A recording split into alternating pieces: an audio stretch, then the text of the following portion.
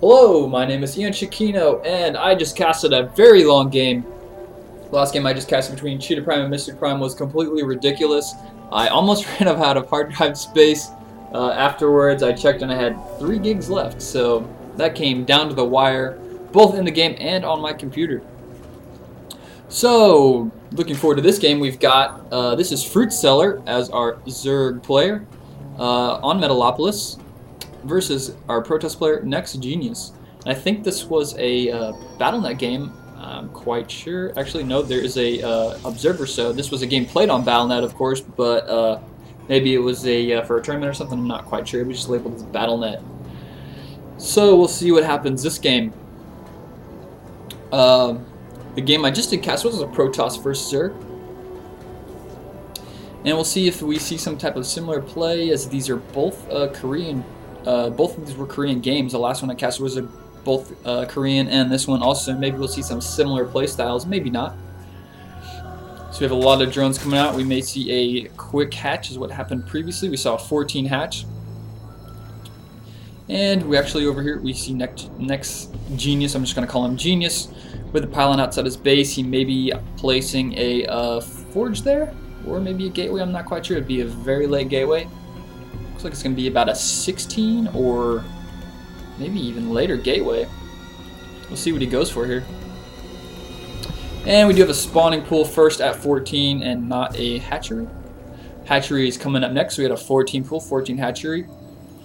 Hatchery being placed down here. We haven't had any scout yet. Actually, we have a Genius going for a hatch. It's a Nexus first. Pylon Nexus Forge. That's pretty ballsy, eh? So he's gonna hopefully get this forge down and a cannon up before these Zerglings get in his base. He does have vision of this. Genius has not yet scouted this, so he doesn't even know he's up against an expansion, but he's gonna go ahead and put one down himself. I guess he's pretty much, maybe he was assuming at this point he was gonna deal with an expansion, but trying to take advantage of this play with this vision. FruitSeller is out here going to play some aggressive. There's that photon cannon coming down. Looks like he has a very tight wall off right here.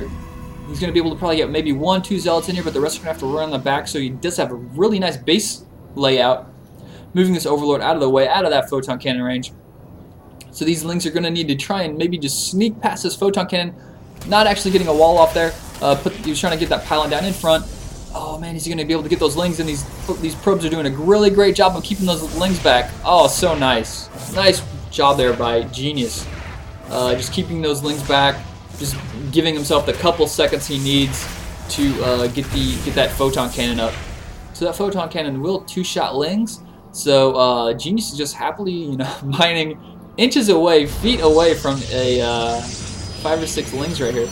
So there's a Cybernex score being placed. He's getting 1 Zealot out just for some bodyguard work. And FruitSeller deciding, hey, he's not going to out-expand me. I'm going to get one up on him.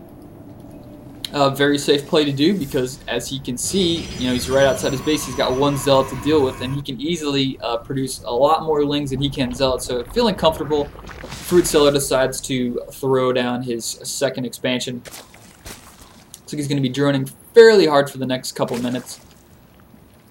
And we have that Cybernex score is finishing. We'll see if he's going to go for warp gates first, more than likely. He does not have enough gas yet. Yeah, he's got 2 gas going here. 2 more gas being built here, so definitely a heavy gas army in the future. And some drone transfer over here, going to the second base. Looks like we have Lings. Maybe they're just probably running around scouting, maybe for some proxy pylons, or they just want to take the scenic route. So once again, very nice base layout for Genius over here. A little bit of a weak point right here, obviously, for Baneling Bus. You can just come and blow that up and run straight by into this main. But it doesn't look like we're going to see FruitSeller deal with that. That doesn't look easy. Oh, actually, I'm wrong. Here it comes. Baneling Nest popping up right now. We have to see a Stalker. I was shooting something. Probably killed that Overlord that was over here, giving him some sight. So we have 1 Stalker, 2 Zealots. And getting a supply lockdown with that Overlord kill. Definitely did not want that. But luckily for him, Banelings do not cost any food to upgrade to. Just the 20-second build time, and the 25 minerals, 25 gas. So there's that Overlord, so he's now back in business. Baneling's Nest, almost 75% finished. Metabolic Boost, where's that at? That is probably close to being finished, just 50% finished. Hiding these links back here. Is he in vision of that? No, he does not see that. So in the one little entrance he's got here, he's got that one little zealot providing defense for that wall. More than enough to keep those 6 lings out.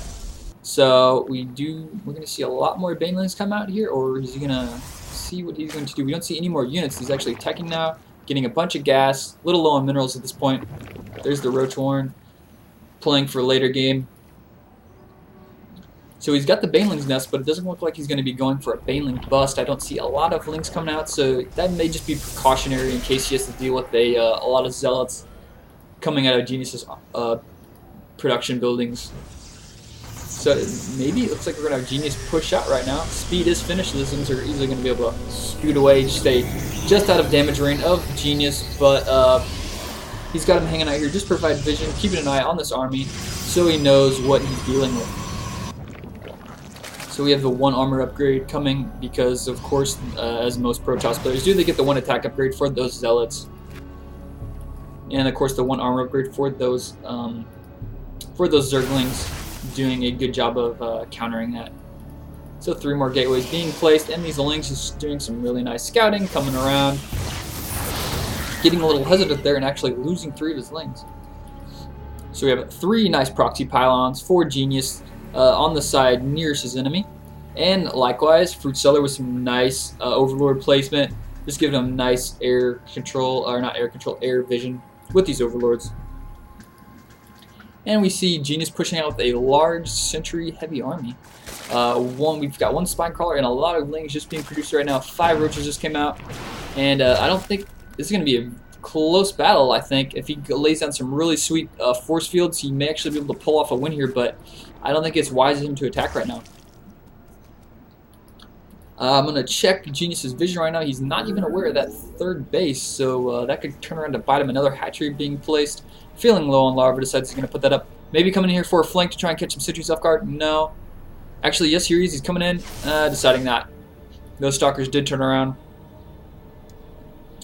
And 1 little ling out here, just providing vision. Lings are so cheap, you can just basically throw them all over the map for vision and not really take a hit on your army. Especially if you just put 1 at the nearest expansion, the most obvious expansion that you're expecting your enemy to build at.